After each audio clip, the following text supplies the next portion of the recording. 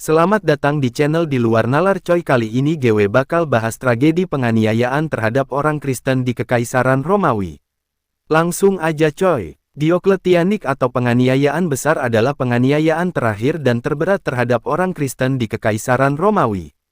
Pada tahun 303, Kaisar Diokletianus, Maximianus, Galerius, dan Konstantius mengeluarkan serangkaian dekrit yang mencabut hak hukum orang Kristen dan menuntut agar mereka mematuhi praktik keagamaan tradisional.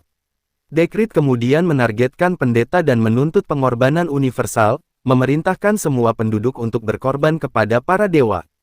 Intensitas penganiayaan bervariasi di seluruh kekaisaran, terlemah di Gaul dan Inggris, di mana hanya dekrit pertama yang diterapkan, dan terkuat di provinsi-provinsi timur. Hukum penganiayaan dibatalkan oleh kaisar yang berbeda, Galerius dengan Edict of Serdica pada tahun 311 pada waktu yang berbeda, tetapi Konstantin dan Licinius, Edict of Milan pada tahun 313 secara tradisional menandai berakhirnya penganiayaan. Orang-orang Kristen telah mengalami diskriminasi lokal intermiten di kekaisaran, tetapi kaisar sebelum Diokletianus enggan mengeluarkan undang-undang umum yang menentang kelompok agama tersebut.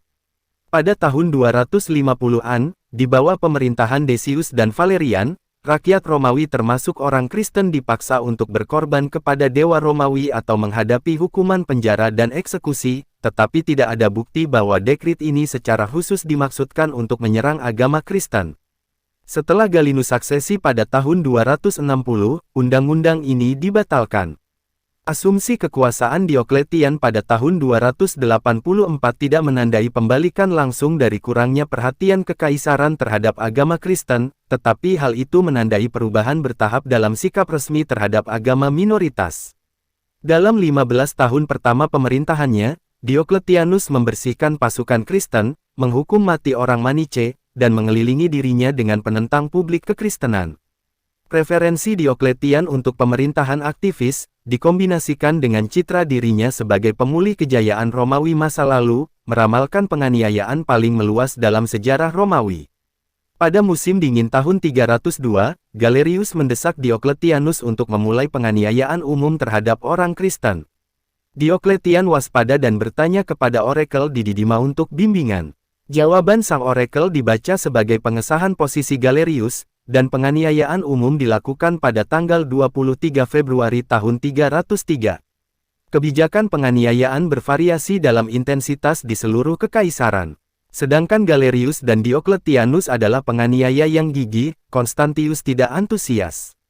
Dekrit penganiayaan selanjutnya, termasuk seruan untuk pengorbanan universal, tidak diterapkan di wilayah kekuasaannya. Putranya, Konstantinus, setelah mengambil jabatan kekaisaran pada tahun 306, mengembalikan orang Kristen ke kesetaraan hukum penuh dan mengembalikan properti yang telah disita selama penganiayaan. Di Italia pada tahun 306, perampas kekuasaan Maxentius menggulingkan pengganti Maximianus, Severus, menjanjikan toleransi beragama sepenuhnya. Galerius mengakhiri penganiayaan di timur pada tahun 311, tetapi dilanjutkan di Mesir, Palestina, dan Asia Kecil oleh penggantinya, Maximinus.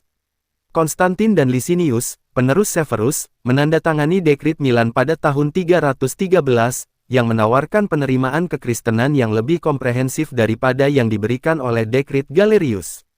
Licinius menggulingkan Maximinus pada tahun 313, mengakhiri penganiayaan di timur.